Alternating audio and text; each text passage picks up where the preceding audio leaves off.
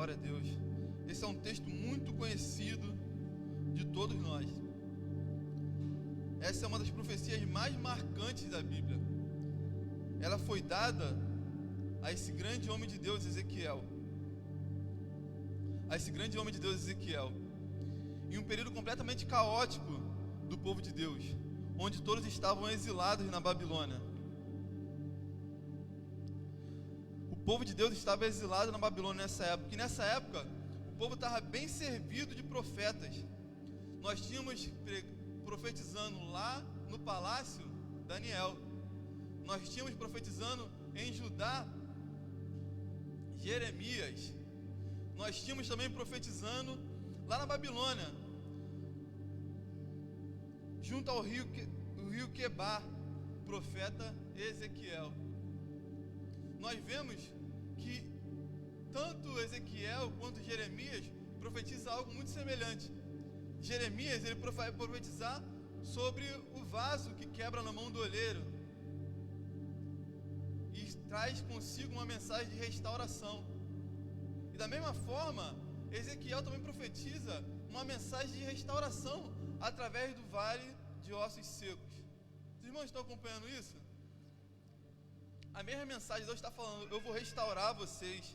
E muitas das vezes nós achamos que essa mensagem de restauração, que essa mensagem de bênção, nós achamos que as boas notícias só virão no final de uma grande tormenta. Não, Deus falou antes, através de Jeremias, e Deus falou no início do cativeiro. É Deus falando conosco, é Deus falando comigo, é Deus falando contigo. Eu passo com você dentro dessa dificuldade, eu passo com você nessa luta, eu estou contigo, você não está sozinho. Existe consolo e refrigério no momento de grande aflição. Existe consolo e refrigério nesse momento, nesse cenário de grande aflição. É nesse cenário de tormenta, é nesse cenário de aflição que Ezequiel recebe essa palavra da parte de Deus. E ele fala: veio sobre mim a mão do Senhor. Estava sobre ele a mão do Senhor. Estava sob ele a mão do Senhor. Por quê, irmãos? Eu digo isso porque é a mesma mão que protege, é a mesma mão que também sustenta Ezequiel, a mesma mão que protege, que está sobre Ezequiel, é a mesma mão que está embaixo de Ezequiel, sustentando nesse momento de caos, nesse momento de aflição, nesse momento de tormenta. Irmão, essa mesma mão que estava sobre Ezequiel para proteger está sobre você. Quem crê nisso? Essa mesma mão que sustentou Ezequiel naquele dia vai te sustentar também nesse momento de aflição, irmão. Essa mão, aleluia, glória a Deus, essa mão que nos sustenta, essa mão que nos protege, essa mão que nos levanta. E aí, o versículo continua: e me levou para o meio do vale, e me pôs no meio do vale. Uma visão privilegiada de tudo aquilo que estava acontecendo naquele lugar. E muitas das vezes, nós estamos cegos diante da dificuldade. Muitas das vezes nós estamos lá no olho do furacão e nós não percebemos a gravidade do que está acontecendo à nossa volta, não é assim? Muitas das vezes nós não estamos apercebidos do que está acontecendo.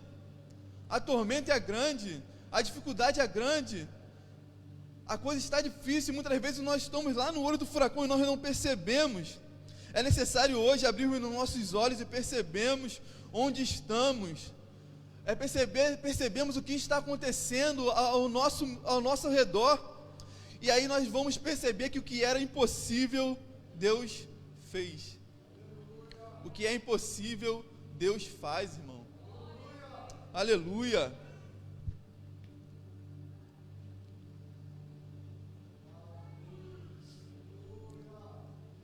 Fico rouco muito rápido, irmão. A boca seca muito rápido, dá nervosismo. Você crê nisso, meu irmão? Quando as coisas parecem impossíveis, o hino diz: Deus começa a agir. Quando tudo parece... Está um caos ali aquele lugar, meu irmão. Está um caos aquele lugar. E Ezequiel, ele caminha com Deus. Irmãos, prestem atenção no versículo. Prestem atenção no versículo 2. Ezequiel caminha com Deus e percebe o tamanho do problema, percebe a gravidade da situação, e ele constata: o vale é numeroso, tem muitos ossos secos, e não estão só secos, estão sequíssimo, mano. Estava pior do que ele imaginava quando ele começou a passar e a observar o problema com seus próprios olhos. Ele percebe que estão sequíssimos. E Deus fala... Obrigado, pastor.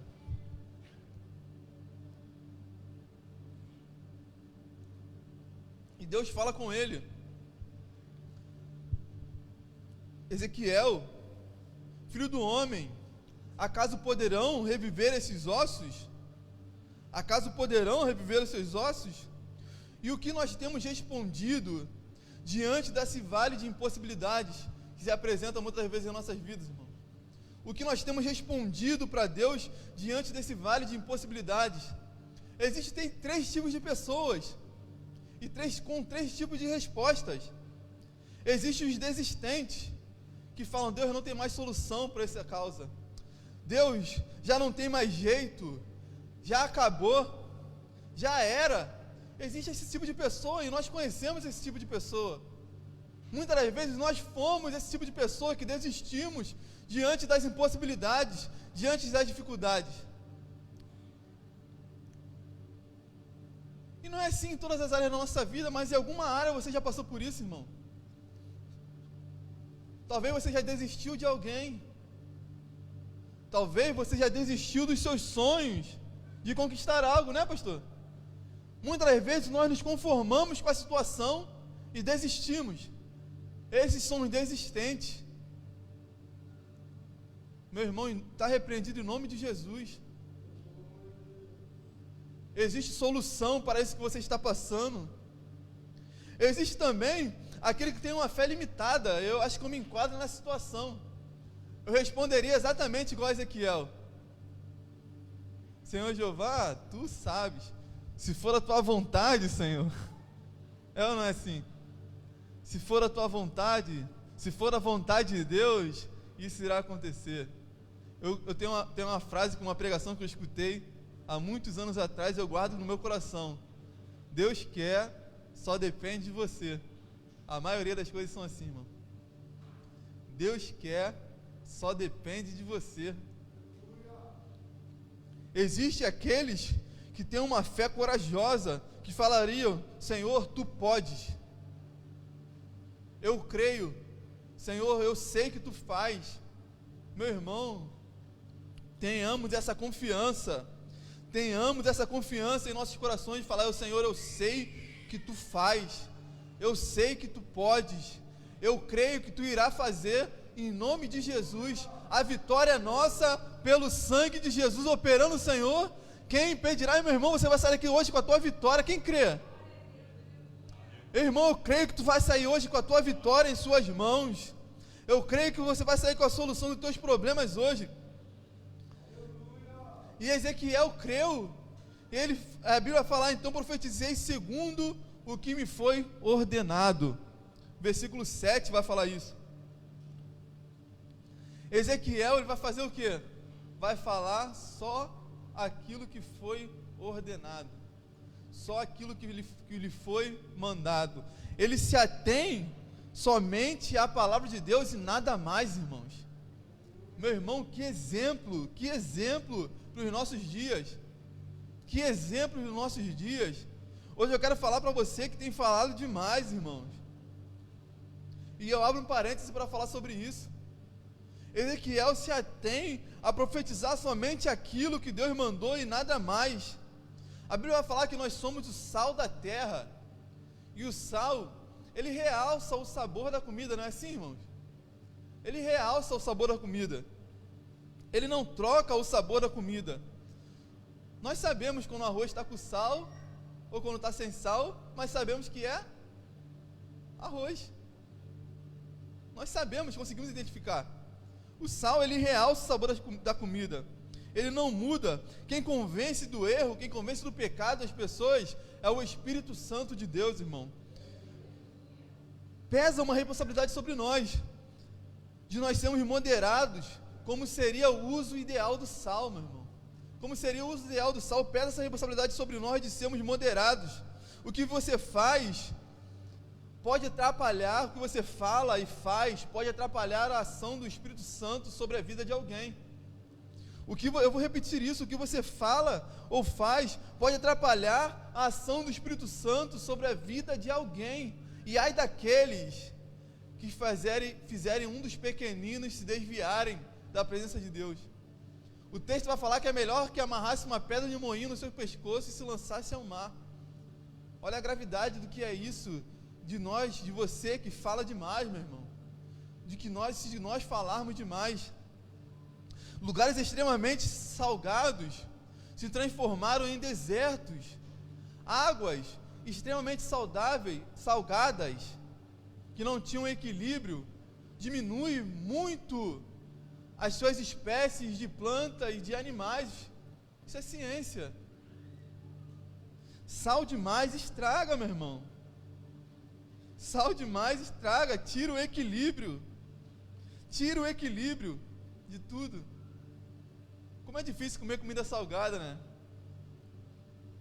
Como é difícil comer comida salgada. Lá em casa estamos diminuindo bastante sal. Tem coisa que a gente faz até sem sal, porque é muito ruim fazer duas comidas, uma para a Cora e uma para a gente.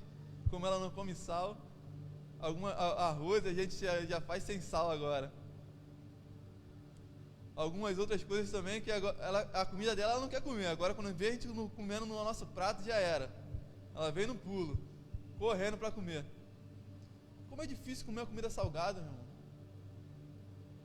Nós temos que ter atenção no uso moderado do sal. E você é sal. Você é sal da terra. Não continue sendo uma pessoa desagradável, salgando demais. Pare de perseguir as pessoas com as suas palavras. Converse normalmente, interaja normalmente. E se tiver abertura, coloque uma pitadinha de sal, meu irmão.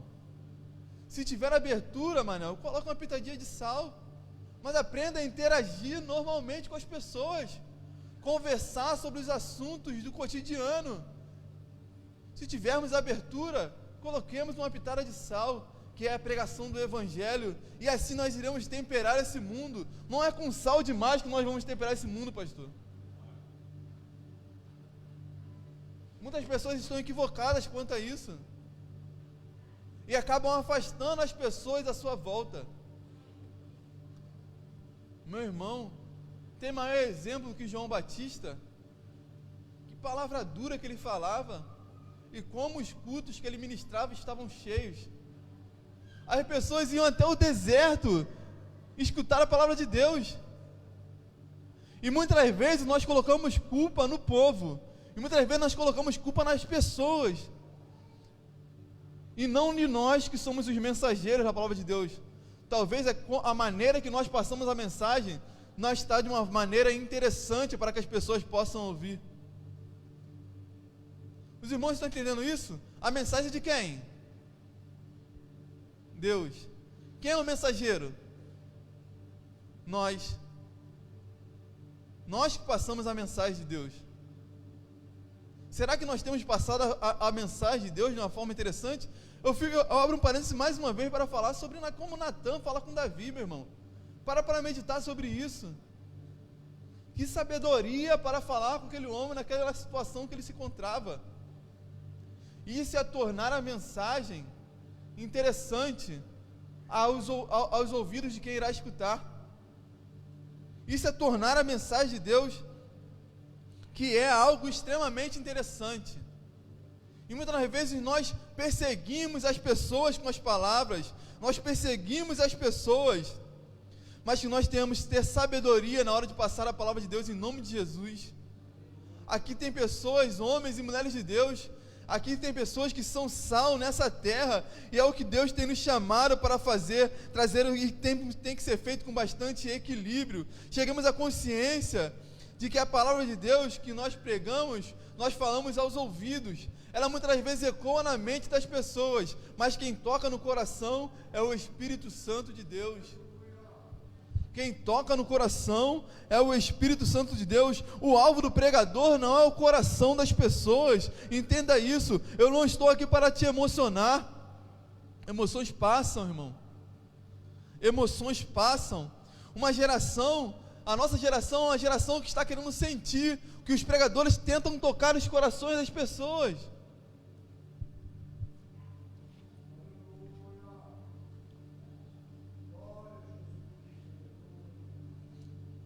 É uma geração tão preocupada em sentir, em ver sinais.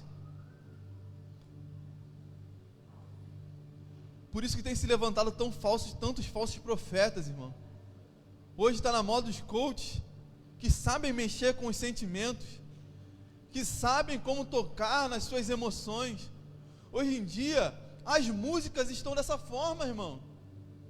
As músicas estão dessa forma, de uma maneira que toque suas emoções.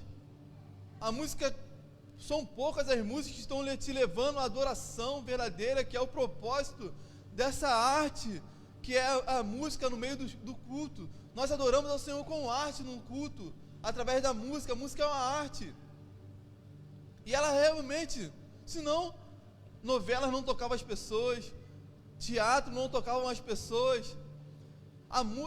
Existe uma técnica para isso, e tem sido usada a técnica somente para tocar nas suas emoções.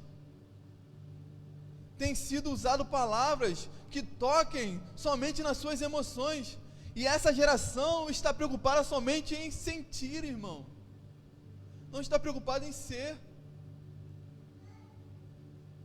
Seja ungido, seja sal, você é mais do que vencedor. A Bíblia não tem te chamado para sentir, meu irmão. A presença que nós carregamos é muito mais do que um arrepio. A presença que nós carregamos é muito mais do que um calafrio ou uma lágrima nos olhos. Ela nos dá vida, e vida através da palavra de Deus. Aleluia. Quem pode adorar a Deus por isso? É muito mais do que um arrepio, é muito mais do que um sentir, é muito mais do que isso, meu irmão. O que nós carregamos traz mudança de vida, mudança de comportamento. Aleluia. E a Bíblia vai falar que então Ezequiel profetiza, e ele profetiza somente o que? A palavra. Somente a palavra, somente o que Deus mandou ele profetizar. E acontece o que Deus falou: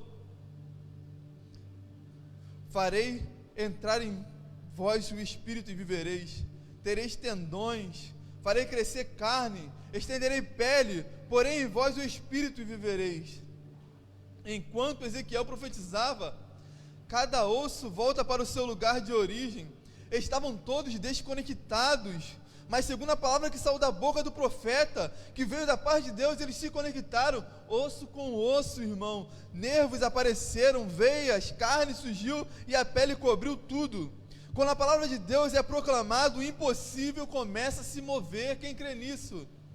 Quando a palavra de Deus é proclamada, o impossível começa a se mover. Comece a profetizar nessa noite, aleluia. Comece a profetizar nesse vale.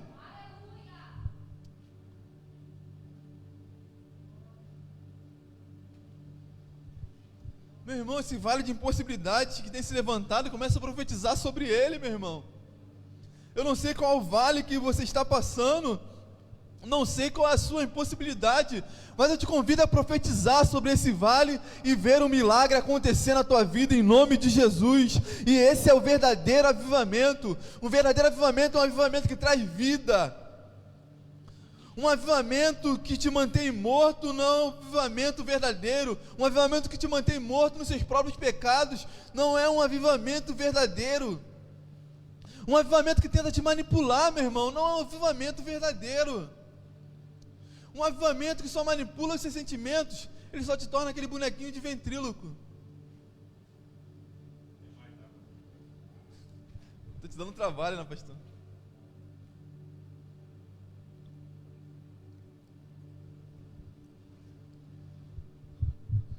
Os irmãos estão entendendo isso? O avivamento verdadeiro vem em profetizar a palavra do Senhor, meu irmão. Um avivamento de verdade vem em profetizar a palavra do Senhor.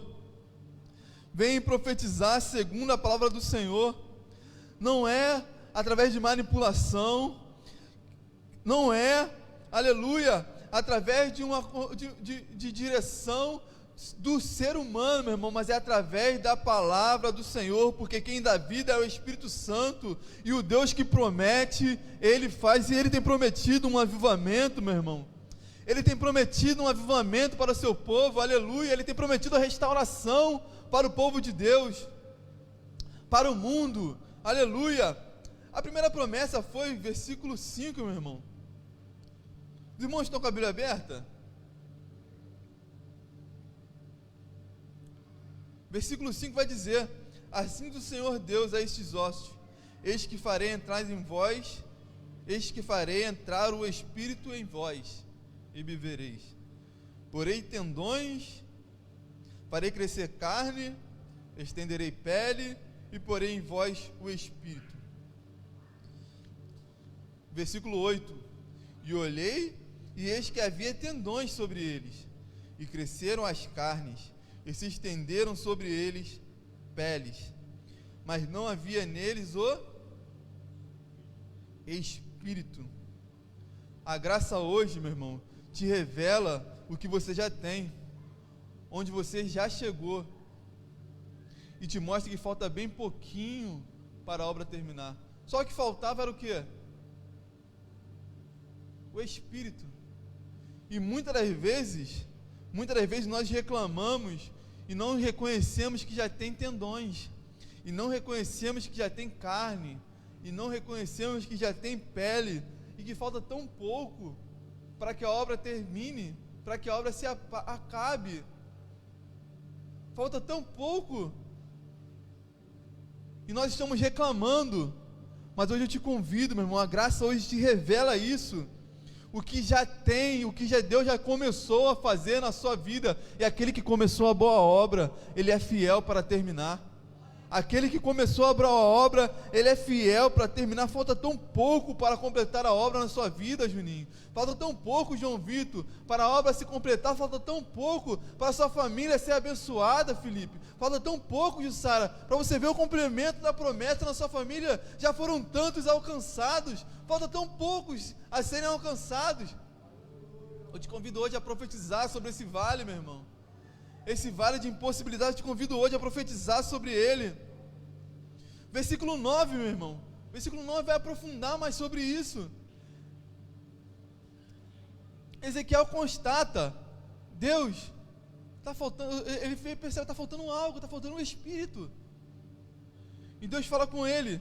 Então ele me disse: profetiza ao Espírito, profetiza ao Filho do Homem. O que Deus quer ouvir de você é você profetizando mais uma vez, é você orando mais uma vez, é você buscando de novo e se entregando de novo, meu irmão. Ezequiel já tinha profetizado, já tinha coisas acontecido. O que faltava para completar a obra é ele profetizar mais uma vez. Talvez hoje você já parou de orar, talvez hoje você já parou de buscar por essa causa, e Deus está falando: profetiza mais uma vez, busque mais uma vez, ore mais uma vez, cante mais uma vez. Não desista dos seus sonhos, faça mais uma vez, não duvide, profetize mais uma vez. Mas não tem mais jeito, profetiza. Já morreram as esperanças, profetiza. São apenas ossos, profetiza. Estão sequíssimos, profetiza. Estão bagunçados, profetiza, irmão. Profetiza. Profetiza nesse vale, profetiza sobre essa causa, profetiza sobre essa situação. Quantos têm desistido? Quantos têm parado? Meu irmão, e eu não estou falando aqui de uma vida cristã, como era nessa situação. Deus estava falando que esse povo estava como se estivesse morto. O vaso estava completamente, se quebrou, pastor. O vaso se quebrou. Quando Ezequiel percebe, ele fala que estão sequíssimos. Sequíssimos. O povo de Israel estava em sequidão total. Estavam em sequidão total. mas precisava de um remanescente fiel que estivesse profetizando. Quantos somos hoje nessa noite? Quantos somos hoje dentro dessa live? Será que você pode profetizar sobre essa igreja? Será que você pode profetizar sobre o Rio de Janeiro? Será que você pode profetizar sobre o Brasil? Será que você pode profetizar sobre a igreja no Brasil? Meu irmão, eu te convido hoje a profetizar. Se coloca de pé nessa noite, meu irmão.